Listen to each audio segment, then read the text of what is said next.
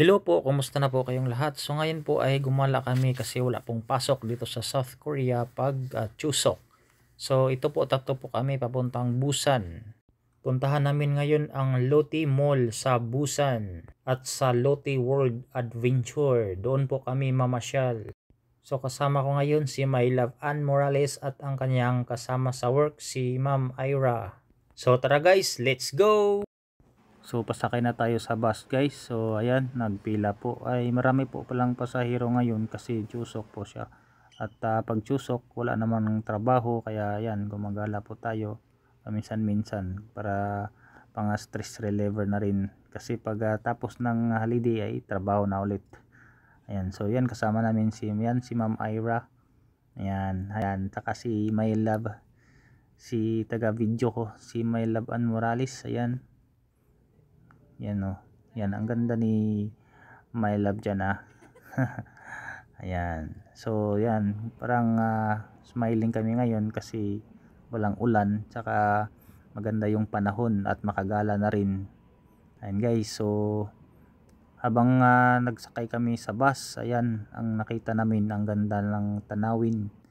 Tsaka bundok talaga dito sa South Korea guys. Ayan po ang route. Korean, saka may English din kaya maintindihan naman. Ang ganda dito guys sa South Korea kasi ang bukid nila ay alaga po talaga nila. Tsaka ang linis-linis kasi may mga CCTV dyan. Ayan guys, so nandito na tayo ngayon sa Lotte Mall. Yan o. Lotte Mall sa Busan. Tsaka yung katabi niyan guys, magkaharap lang sila sa Lotte World Adventure Busan. Ayan. Yan yung pinakita ko sa iyo. Yan po yung Lotte World. Tsaka maraming rides diyan. Ang ganda ng rides. Kaya dito muna tayo sa mall, mamasyal kasi malamig. Ayan guys, so nandito na tayo sa loob ng mall. Ayan, namasyal muna kami.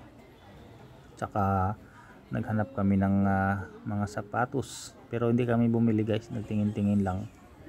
Kasi nakita ko ang mahal pala ng dito, mga tinda nila. Saka nagtingin-tingin lang din kami kasi wala naman kaming budget pang bili. Ayan guys, so nandito kami ngayon sa MLB. Ayan, ganda, ang ganda ng MLB dito.